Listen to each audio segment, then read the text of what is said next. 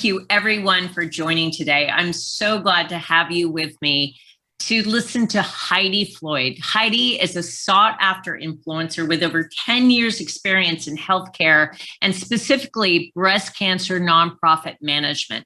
And today, Heidi's going to talk to us about finding hope after life-changing challenges. And I'm Linda Fisk. I'm the CEO of LeadHERship Global, and I am absolutely thrilled to welcome you to the program today.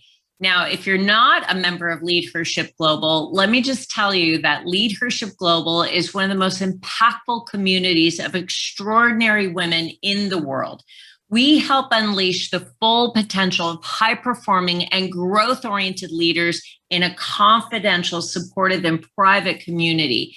LeadHERship Global helps members accelerate their success by defining their vision, growing their leadership, expanding their influence, and leaving a lasting legacy. If you're interested in learning more about this remarkable community of extraordinary women leading in business, entertainment, and politics, please reach out. It would be my pleasure to get to know each and every one of you. Now, let's talk about what Heidi is going to cover today. If you've ever experienced a devastating defeat, maybe a persistent toxic situation that you can't change, or a terrifying event that you simply couldn't control, or maybe it's the diagnosis of a chronic or terminal illness, then you have probably experienced the feeling that hope is actually quite elusive, that you may feel a little hopeless. And when you don't have hope, you also don't have much energy or much motivation. I mean, what's in the use of reaching out to meet new people? You're sure you're going to be rejected. Why bother exercising or cleaning your home or volunteering? Because it won't really make a difference. When you lose hope, you have the sense that you're always going to be lonely. You're always going to be depressed. You're always going to be anxious or unemployed or stuck in the same situation that's making you miserable right now. And often you don't want to risk the pain of further disappointment by even trying. But let me tell you, there are many ways to find hope, and you may have your own way. Finding hope is really about exploring a complete paradigm shift from grief and despair to hope and leadership after a life-changing challenge. I will tell you, even during the most difficult challenges, opportunities for thanks continue to present themselves. And today, Heidi Floyd will walk us through her journey from a cancer caregiver to a cancer patient to a cancer advocate and activist. The trajectory of this journey has been an enlightening path of rediscovery, reinvention, and revelation. While her main focus as a cancer advocate is in the speaking realm, her passion for helping a wider world has actually caused the focus to expand into everything from grant review boards, first with the American Cancer Society and now with the Department of Defense, to also being a patient advocate for organizations like Susan G. Komen. So let me tell you just a little bit about Heidi before we jump in. Heidi is a sought-after influencer with over 10 years of experience in the healthcare and specifically breast cancer nonprofit management. Her diverse skill set includes social media marketing, corporate philanthropy, relationship management, partnership cultivation, and program development. She is a powerful communicator, public speaker, and she's also a published author. She is a passionate advocate who's effective in discussions in all aspects of oncology. And as a thought leader in all things breast cancer, she highlights treatment options, quality of life, and community concerns. Heidi has served as the voice of the patient for a myriad of organizations, including Ford, Google, the U.S. Department of Defense, the American Cancer Society, and as I noted, Susan G. Komen. Her experience has helped to establish and strengthen relationships with patient advocacy organizations that support patients and their families and educate corporations on compassionate outreach to the cancer community. So with that, that's a heck of a resume, an incredible woman.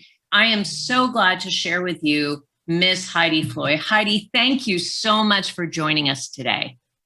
Thank you. Thank you. As you're reading that amazing list of accolades that a friend of mine actually wrote, I was thinking, and she also has a broken headphone, so she's going to have to hold it all day like this. So there's the reality of it. All those fancy things and a broken headphone. So there you go. So Heidi, to begin with, I've known you for a while and I know your story, but I'm not sure that everyone on this call knows your story. So tell us a little bit about your journey and what led you to have such passion around becoming an advocate, a voice of the patient for the cancer community. Sure. Well, first, I think it's important to know that cancer is, when you hear the word cancer, even it kind of reads back very differently to many of us. Obviously, it's terrifying. The first time I heard it, I remember growing up with the conversation about cancer because even before my mom was diagnosed, right when I went to college, she was diagnosed. But before that, I had heard about it because my mom's grandma had passed from it. My grandma had passed from it. All the women in my family have had cancer. And so for me, it was kind of spoken about in hushed terms, as if someone had done something wrong to cause this. And even farther back, like when my family is a family of immigrants, and typically when you come from another country, you don't have this armload of medical information that, everything is just passed down verbally, generation to generation. And at some point they went so far back, we know that breast cancer took at least 4 generations of women. And before that, it was known as, they died as women's diseases. Is every disease? I mean, there are only a handful of diseases that don't apply to women. So, but that was just how it is. You don't have everything on a hard drive that you come in from another country. It's just passed down verbally. And so we knew that this disease was prevalent in our family. So when my mom was diagnosed, like I just mentioned, I had just started college. She called me on the phone and she whispered, I have breast cancer. And I'm like, well, why are we whispering? You're in your bedroom, the door's closed. I'm in my dorm room, the door's closed. Why is there shame? Why is there the stigma? Why are you whispering? And not that you should shout from the hillside, but you kind of need to start yelling because I'm angry, you're angry. And she was, simply because of the fact that who she was, how she was made, and I'll say because she was someone who had just immigrated to the US, there's a certain respect afforded to doctors, and a second opinion would have been considered to be very rude. One does not question a doctor. That's what he says is the way it is. And going through all of that, I learned from my mom how to be full of grace right until the very last breath you take. But also I learned from her inadvertently that you need to be your own advocate, simply because she wasn't. And I know, knowing what I know now, all the research that I've done, had she gotten a second opinion, I know she would have lived longer. I know that things would have been different. But she was so timid and so afraid of insulting her doctor that she didn't do that. So that was kind of the specter under which I grew up, that, that's the cancer umbrella that I knew. And so when she got sick, we did everything. We did ridiculous things to try to help support cancer without knowing. We licked yogurt lids and mailed them in. We did walks, we did runs. I bought socks with pink ribbons on it. And I had no idea where any of the money was going at any point. I just thought, well, maybe if I buy these, these shorts, then I won't get cancer. Is that not the most preposterous thing you've ever heard? But there it is. So I thought everything. And then, of course, as you age, as you mature, you realize that you need to be more aware. You need to be very conscious and deliberate. And so fast forward through my life, I find a great guy. We get married. Things are rolling along. We have 3 little girls, and they're just delightful little human beings. And I am pregnant with my 4th child when I'm changing a crib sheet for one of my daughters. And I thought I had snagged a button on my shirt, but I realized that I did not snag a button. In fact, there was a very hard lump on my breast. And having had 3 children and 2 miscarriages, I know that, your breast changed when you're pregnant. That's just what happens. I was very well aware of that, but this was something different. This was very hard. It wasn't moving. It was, very localized. And so I went to my OBGYN and I said, there's this concern, my family history. My mom passed when she was 42. I need to know that this is nothing. And she said, well, we'll do a needle biopsy, which is just what it sounds like. They insert a needle into the lump and remove, fluid or whatever, just to determine whether or not it's cancerous. And the results come back fine. My doctor actually called my husband, so when I pulled it at home, he ran out and he said, "We got the results from the test. You're fine. You're fine." And as he was hugging me, like in the back of my mind, I thought, but it doesn't, something's off. Something's not right. And that's my first takeaway from you. The moment you feel that something isn't right in your body, you are right. No matter what everyone else tells you, follow your instinct, follow your gut. And so, I went back to see my OBGYN because I am pregnant, so I have to go back for another exam. And she said, I don't want to alarm you. And it's only been a week since we had your needle biopsy, but this lump feels to be a little bit larger. And I don't like that. With your family history, I'm just not comfortable. So we're going to do a lumpectomy, which is where they actually do a surgery and remove this lump, this questionable lump. And so since I was pregnant, they did not fully anesthetize me. It was a local. So they wheel me in, and I'm completely awake, which the surgeon is not used to. He's used to patients being completely out.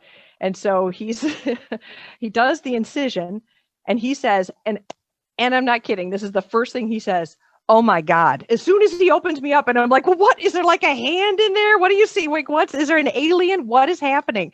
And the nurse, God bless nurses, she had the presence of mind to say, to like calm.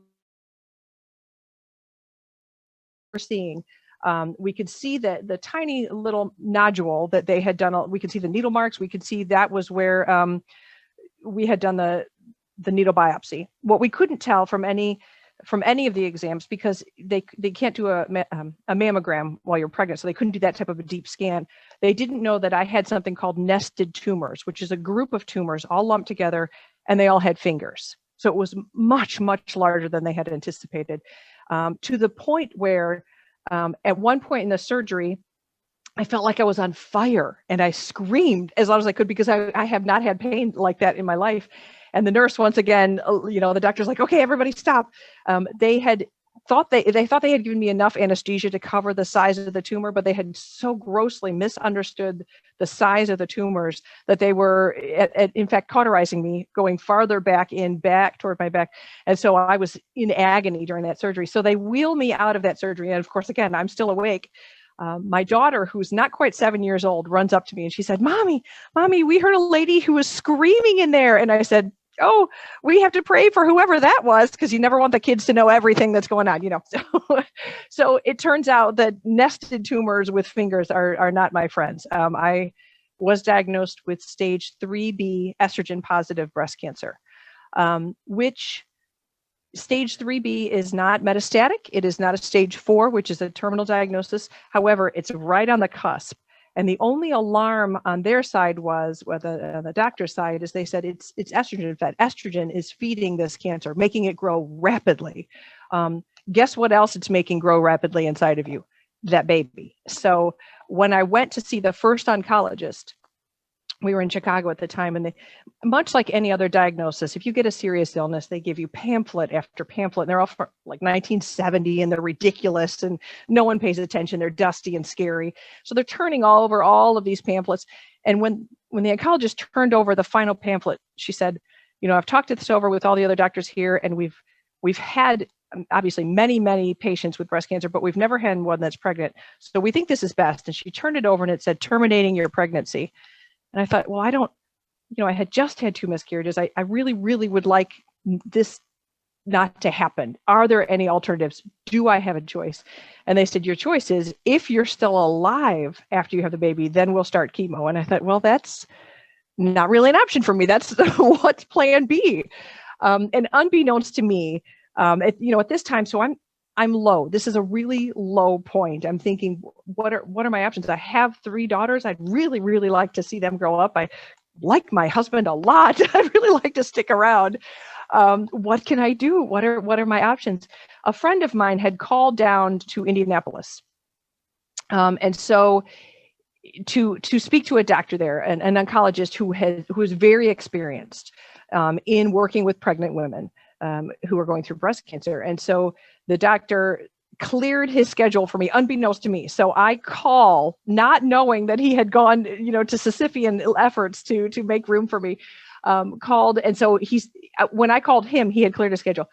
And I said, here's my situation. And he said, why don't you come in tomorrow? And I said to this man, not knowing that he was the number one researcher in the world, I said, are you a quack? How come you have availability? Like I can't see my dentist for 6 months, but some oncologist I get to go see.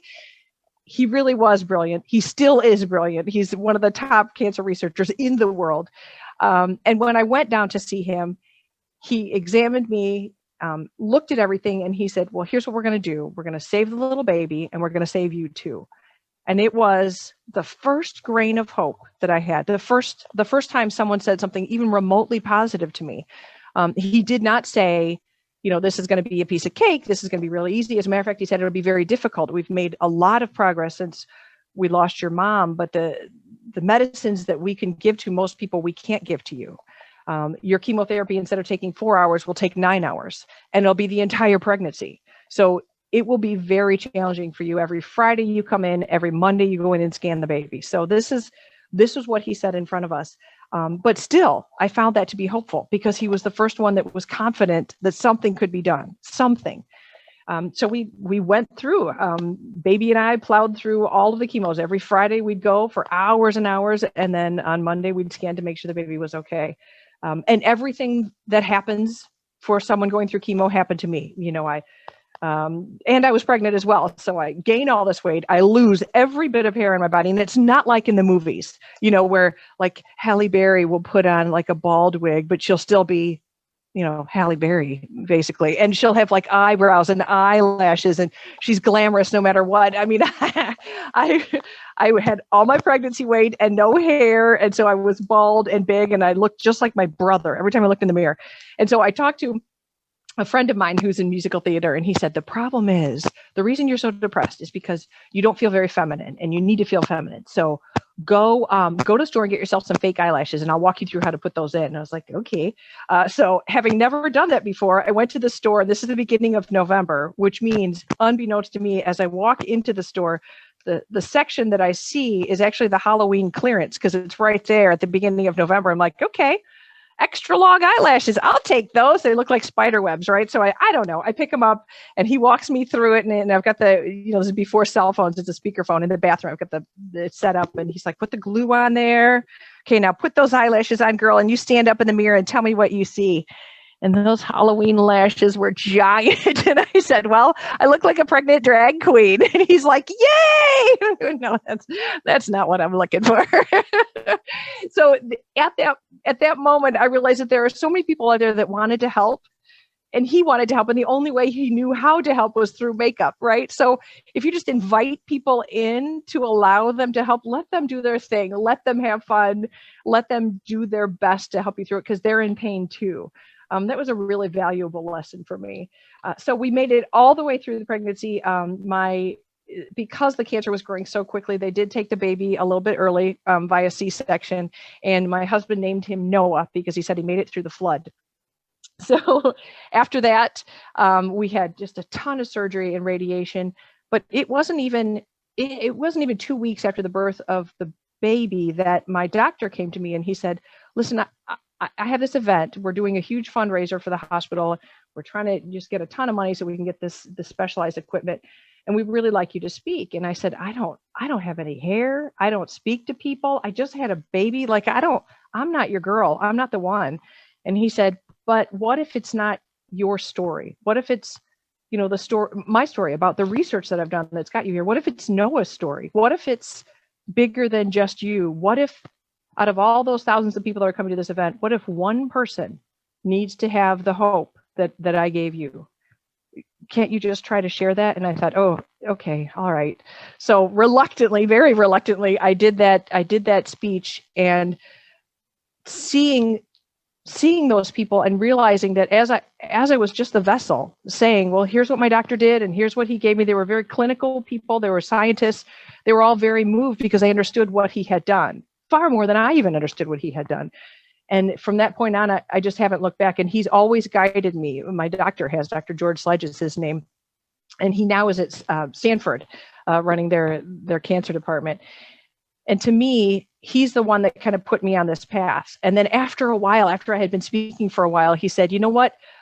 there are a couple kind of people, once you get cancer, you can either hide from it or you can run into it aggressively. And he said, I think you're more like that. You're the one who wants to do more. So start studying. I want you to start doing grant reviews with this group and this group. And so that's kind of where I am now. He's really kind of pushed me into that path. And it's been an honor to follow him and highlight his work. But it's also been a privilege to be able to point women who come to me who say, I'm pregnant and I'm scared. I don't know what to do. I say, I have the answer. I mean, it's not me, but here's this guy, call him.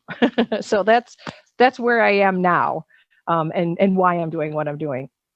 I'll tell you, I cannot imagine a more difficult choice between, having to save your own life and be there for the 3 children you have, or saving your unborn child, with the possibility that you'd be sacrificing your own life to do that. And that seems like an impossible choice. I will just tell you, Heidi, it's the most gut-wrenching situation that I think any woman could find herself on. And so when you're on the journey to regain your sense of hope in your life, especially when you're facing that kind of incredible tragedy, being able to see how the steps that you're taking will lead to a better outcome, a hopeful future, seems to be really critical. So what were some of the initial steps that you took during that time to find hope in the midst of that horrible diagnosis and the doctors that were initially saying the only choice you have is to give up your baby? Yep. For me, the steps were everything kind of, I'm very much a no person. Like when Dr. Slide said, I want you to speak, my first response was, oh, no, that can't happen. I'm not your girl. I do that all the time in my life. People will say things, I'd like you to do this. Oh, no, that's too scary. I'm probably not going to do that. And then I end up doing it.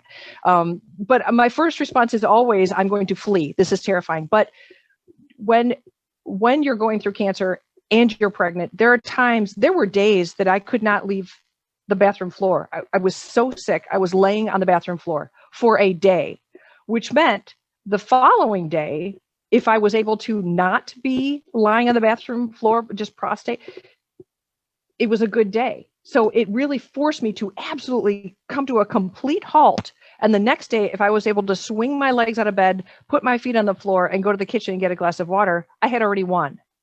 But it took like that level of severity for me to say, oh, wait a minute. Today is a really good day because I got out of bed and I was able to walk across the room and put some pants on or pajamas or whatever. I already won, but it took the really harsh, much like everything else in life. If you experience something really bad, then you can recognize the really good when it walks in the door. And that's kind of where I took that. I was able to see a lot more clearly the beauty that exists all around every day because I had seen the opposite. So I think that's where I started, and that's where I kind of continue down that path every day. Yeah, and I love that. It's really about celebrating the smallest wins, the smallest little accomplishments, and taking the time to really recognize those things, identify those things, and relishing, really celebrating those things. Yeah. And Heidi, there are many, many people who have overcome tremendous adversity in life, and reading their stories and surrounding yourself with supportive messages and people that can help you build hope can be really critical. So who did you turn to during your journey that gave you a sense of strength, a sense of perseverance and hope? How did you ensure that the people around you and the messages around you that helped lift you up and encourage you during your darkest times? That's a really good question. I think that the key, what you said there, is not just who you surrounded by, but it's not just addition, but it's also subtraction. And I think the mental health advocacy space is becoming really important because of that. We need to give ourselves permission to remove people, even if it's not on a permanent basis, temporarily remove people who aren't just speaking joy into you. There are times, it could be an hour, a day, or 4 years where you just need a pipeline of good. Just bring it on in. And there were times during that journey, and to this day, where I stand back and realize I'm sure you're a swell person, but I can't have that kind of negativity. So I'm just gonna do the little Facebook hide you for a little while, hide you for 30 days or 300 days or whatever it takes, because I only want the good to be piped in. And I became vigilant about that. And I've always read books. I don't like to read a lot of fiction books. I really like to only read history, which sounds dry and boring, but there's a veritable font of positive stories out there. One of my favorites is the story of Corrie ten Boom, who was a wonderful, a very young Dutch woman. She and her sister, her whole family actually, were sent to, she was part of the Holocaust because she had protected Jewish people. She was put in a Nazi concentration camp. And every single member of her family, except her, were killed at that camp. And years after, and she writes very eloquently, so you really feel like you're there, which of course is brutal, unspeakably awful. But she writes about a time where afterwards, after she was given her freedom, she was in an environment where she happened to see just on the street one of the guards from the prison camp. The guard who killed her sister was standing there in front of her in the street, and he recognized her and she recognized him. And like the first time I read it, I thought, oh, she's going to kill him. I'm going to watch this right now. She's going to take him right down the street. And not only did she not kill him, but he went to her and apologized, like was crying and said, I'm so sorry for what I've done. And she said, I forgive you. And I thought, people say that I'm strong. I don't know that I'm that strong. You know what I mean? There are different levels, and her level is higher than mine. But reading her story helped remind me, gosh, I'm really sick and I'm really struggling, but I also happen to be able to sleep on a bed, a clean, soft bed with no bugs and someone trying to kill me at night. So there's always, no matter what is occurring, there's always someone that has it much harder than you are, and finding that is hopeful. And then another person that I really, really enjoy reading about is Thaddeus Kosciuszko is his name. And he was one of the Sons of Liberty, one of the guys that started America. And he came over from Poland, helped us get our freedom, and then went over and tried to give him for his country. But he did so many things for the future, knowing he wouldn't be there to see it. He literally lived his entire life giving to groups and organizations and people, knowing he wouldn't live long enough to see the fruition of that donation, that charity. But he didn't stop anyway. He just kept going till his dying breath. He gave to other people and just hoped that they would do the right thing. So history is littered with really good, strong people. You just kind of have to find them. Yeah, that's beautiful. And I love this idea of giving yourself permission to take a break from those people in your life that are not uplifting, not encouraging, not supportive, and then finding those stories, like actively finding those stories through history or other places where you can find inspiration and hope and rejuvenation. I love that.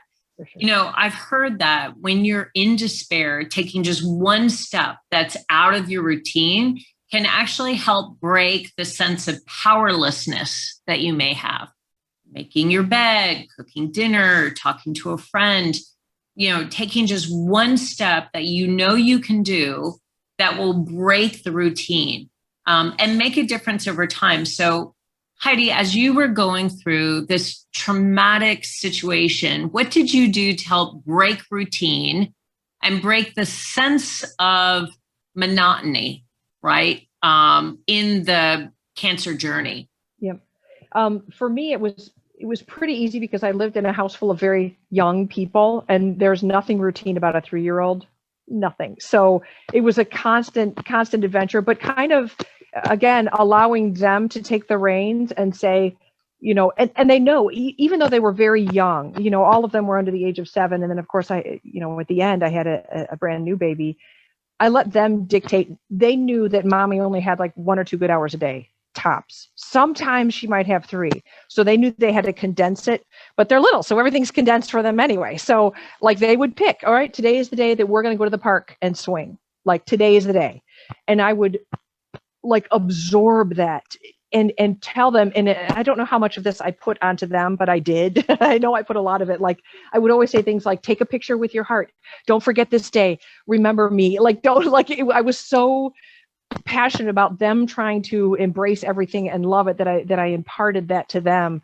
And so we all kind of walked around for a long time with, oh my gosh, stop and look at this dandelion, mommy. Okay, everyone stop. We're going to look at this dandelion and we're going to love it. And, while we could, because we didn't know, it's Monday, Friday isn't promised. We don't know what's going to happen. So we had to take every little step. And there are times now where we still kind of get caught up in the madness, but it doesn't matter especially if we've had a bad day, if one of my kids have had a bad day, I'll say, come on, let's go in the backyard for a minute, just for a second, just 3 minutes, hang out with me and just breathe for a second. And that has really helped. Just finding the small minutia, stopping the treadmill and going out there and just breathing for a minute. That really does help. I love this idea of taking time, right? So slowing down long enough to notice something beautiful, noticing something rejuvenating, something worth giving thanks for.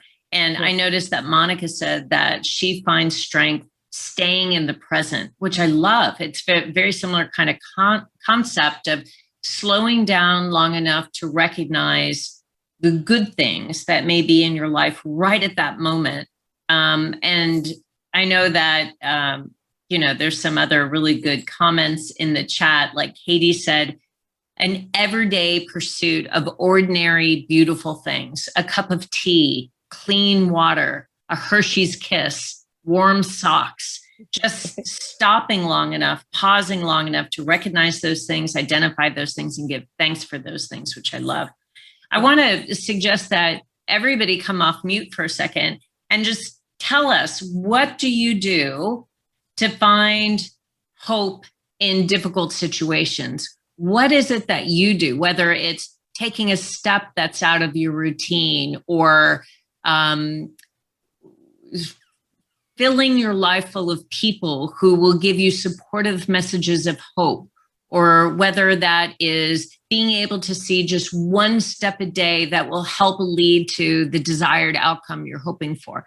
What is it that you guys do to create that sense of hopefulness? So, Monica, you offered some really beautiful thoughts in the chat, as did you, Katie. I'd be interested in hearing from you guys. One of the things that I do, I find joy and hope in helping other people. So I share my story very publicly on social media. And when someone sends me a message that I can help them, because I've been through this, I can use my voice now to help other women through breast cancer. And they'll ask me like, well, how do you deal with fear of recurrence? How do you deal with this? And I'm like, I have something for you. And it fills my bucket. Like it just like I feel like as much as cancer sucks, I have gifts of cancer now. Like I have my voice and I can help other women. And I get really, really pumped up with that. Oh, that's beautiful, Monica. Thank you so much for sharing. Katie, what about you? You offer such beautiful ideas in the chat. Yeah, I think I come at this topic a little differently. I don't have a cancer story, but I do have a grief story. And I also have been public about that work for myself. So I actually have a blog. It's called 52 Beautiful Things. And I write weekly about looking for good in a world that suggests otherwise. And I think much like Heidi, I can relate to that, like, no, don't look at me. But over the last 5 years, I've grown into a space of believing if I'm helping one person, then this work matters. And so hoping that those little sparks catch on. And I think in the pandemic, there are so many opportunities to feel that the world is not great. So it's been a really grounding practice for me. Yeah, that's beautiful, Katie. Thank you. Anyone else want to share what you're doing to get through? Again, it doesn't have to be necessarily a cancer story. It can be about a devastating defeat. It can be about a chronic illness. It can be about a passage of grief. It can be anything that you have found to be really challenging. It can even be a loss of a job. That's very scary because that, your job is often your identity. It's your self, it's your self-worth. It's your financial stability. It's a lot of things that are combined to this idea of career. So is there anyone else that has any thoughts around what you do to try to stay positive, try to find hopefulness in a really difficult situation? Okay, I can speak. Hello, everyone. One of the things I do is I have to do self-care. And it takes a moment to even recognize that that's what I need. But when I do that, it doesn't necessarily take anything away yet, but it validates. And when I get the care I need, I'm in a space to be different for others, because I'm an impactor. I like relationships, healthy ones. They fuel me, and I can't be to myself. I'm going to be out there, like whoever I am, somebody's going to know it. But the healthier I am, when the someones who get to know it, they get the benefit of a healthier version of me. So definitely self-care, seeking out and receiving the support and help, validating myself. And then what comes from that, I'm in a space now to share and teach and support and encourage, because I cannot keep it to myself. Oh, so that's precious. impossible. Woo! I swear I want to go do a happy dance after that. That was amazing. Thank you. And Mary Beth, I think you had your hand up too. Yeah, sure. And mine is the job situation most recently anyway, that you mentioned. I've been out of work now for over a year, and I am my support, right, for my financial stuff. So what I try to remind myself is that, and I do this every day, at least a couple of times, but when I wake up and when I go to bed, remind myself that I have everything that I need. I may not have everything that I want or hope for at the moment, but I have absolutely everything that I need. I don't have to worry about being homeless, because if I do lose my home, I have friends and family that will take me in. I will not be homeless. I will not be starving. I will not, so I do have everything that I need, and go from there. Start with the base. You're going to get that job in Notre Dame, so I'm not worried at all. It's taking longer than we wanted to, but you got it. You got that job at Notre Dame, so I can't wait to celebrate that with you. It's mine. It's mine. It's yours. Thank you. I can't wait. All right. So that was beautiful. Wow, what incredibly affirming words of hopefulness. So thank you, ladies. Now, Heidi, let me get back to you for a second too. As you went through your journey, what are some of the top lessons learned? What are the top 3 things, in fact, that you would recommend for women that feel like hope might be a little bit elusive right now? They're feeling like they're on the brink of hopelessness. What can they do to overcome that feeling and shift from grief and despair to hope and leadership? I would say find the small thing. It could be, minuscule, but find one good thing every day. One. It doesn't have to be huge. And you can, it's like they say if you're trying to get back into like physical health or mental health, if you have never done a push-up before and you do 3 of them, that's huge. Celebrate that, and stop to celebrate the fact that you're doing that. You're not going to see immediate results, but you might just feel it inside, and you'll feel it sooner than the other people feel it. And you're most important for you. So do that one small thing, find the good thing and celebrate it.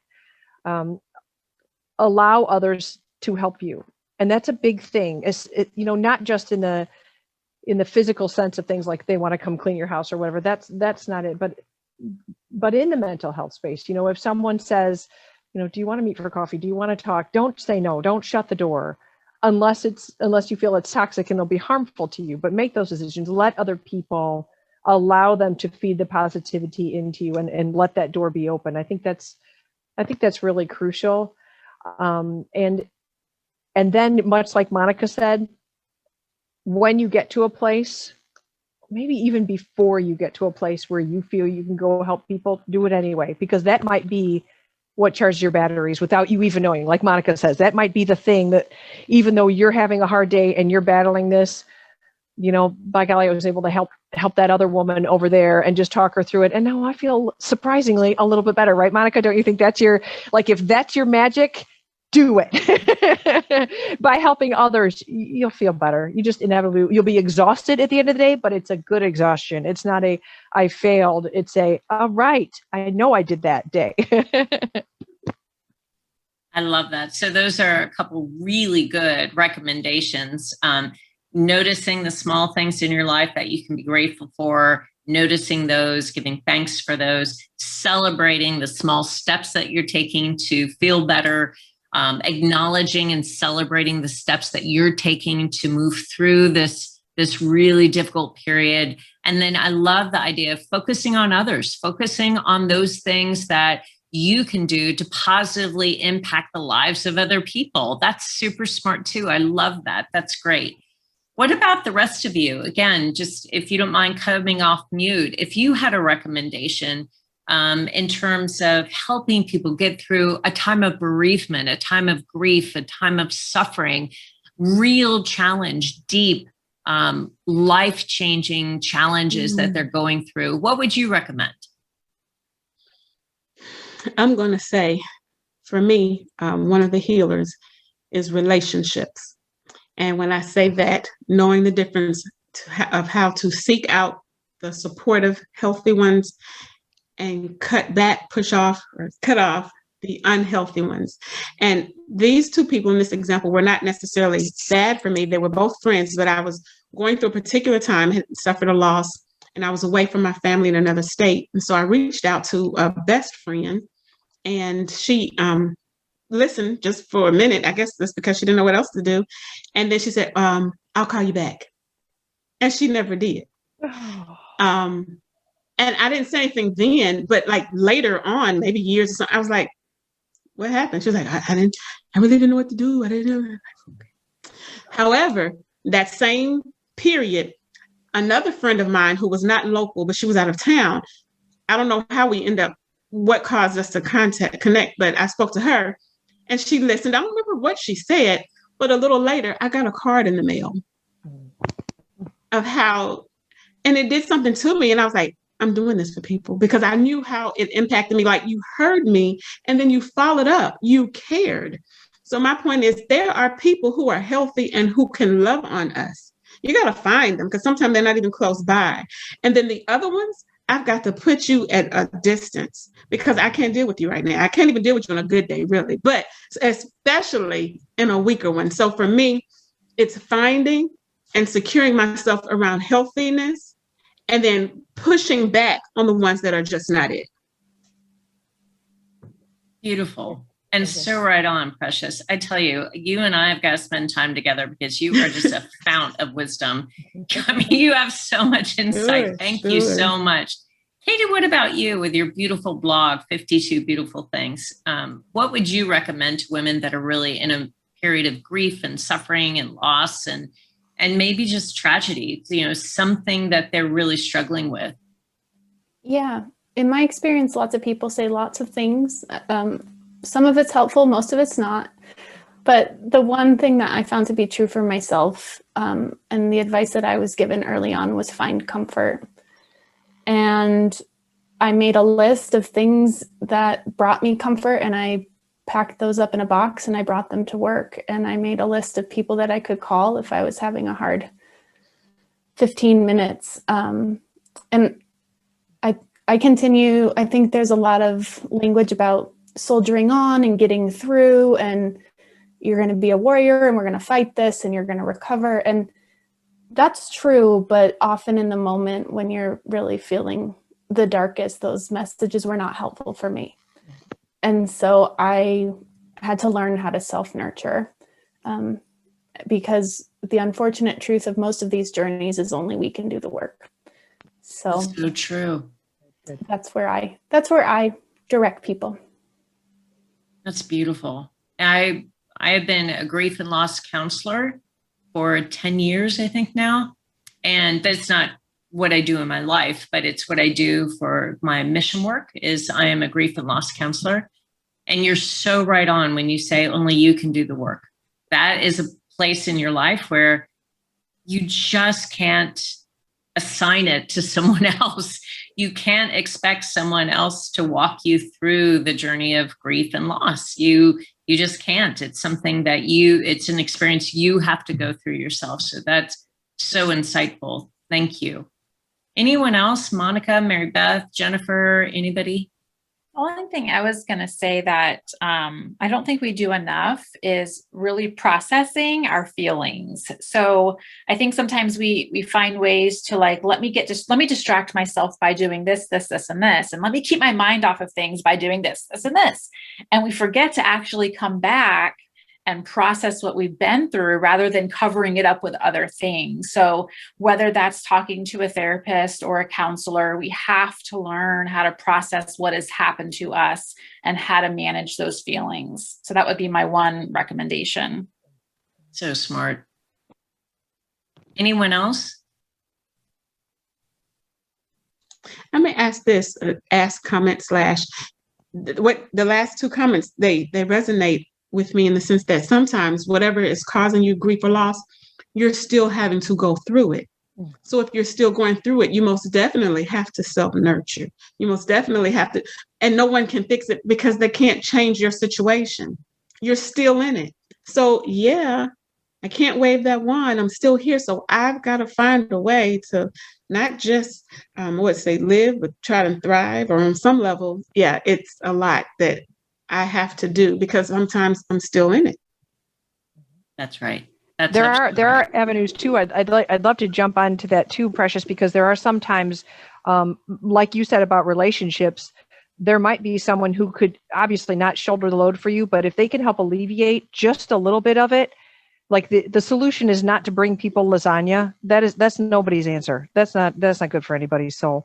But you know what I'm saying? But for example, there's a woman in Michigan who was homeless when she was diagnosed, or she became homeless because she was diagnosed with cancer. And she said she never wants to do anything except help people. So what she does is she pays bills for women who are going through cancer. Now, that's not going to help them physically with the cancer. That's not going to help get them to treatment, things like that. But knowing that they don't have to worry about paying their car note that month, that's big. So I love what you said, Precious, about relationships. People can't help you go through it, but they might sure be able to help give you a pillow, just to cushion you through it. And you also said, find them, find those good people, find those resources. That's what I like. Not just plowing through it on your own, but inviting other people in if they're the right people. Like you said, Precious, not the lasagna bringers. Nobody needs those. Love that. Katie just said, amen. Lasagna is not an answer. That needs to be a sticker. Which is awesome. Okay, well, we are coming to the end of our time, and I just want to thank Heidi Floyd. You know now why I was so excited to have her as part of the Accelerator webinar series for LeadHERship Global. She is clearly an incredible voice in not just the cancer space, but in a space of being able to help people from all walks of life move from despair and grief to hopefulness and leadership. And she is just, you see now why she is such a sought after influencer and why she's such a popular public speaker, because she is such an honest, transparent, authentic storyteller. And the fact that she's willing to tell the story of such a private, traumatic experience is just, to me, remarkable. I will also just note that one of the reasons why we at LeadHERship Global really wanted to highlight Heidi's story is to also highlight the fact that all women should have a community around them that is supportive, that is life-giving, that is private, confidential, but uplifting and elevating. And I would offer to everyone here, not a sales pitch, but if you don't have women around you that support you, that nurture you, that lift you up, that elevate you, find that. Find that somewhere. We have that at LeadHERship Global, and all of you are welcome to join if you're not already a member. Many of you are. But what I would just note is that having an impactful community of women to surround you, to lift you up, to share that burden with you makes a huge, huge difference. And so not only do I think LeadHERship Global is comprised of some of the most inspiring leaders I know and some of the most incredibly generous, kind women I know, but the way that they support each other, the way that they give life to each other is nothing short of inspirational. So please find that if you don't have that somewhere. And I just really want to say thank you again to Heidi Floyd for being so inspirational, so transparent, so authentic, and giving us so much good advice and guidance around how to move from grief and despair into hopefulness and leadership. So thank you so much, Heidi. Thank you for letting me come be a part of this group. I only know a couple of you, but now I feel like I know all of you. So thank you very much, everybody. It was really nice to meet you. Really nice to talk to you.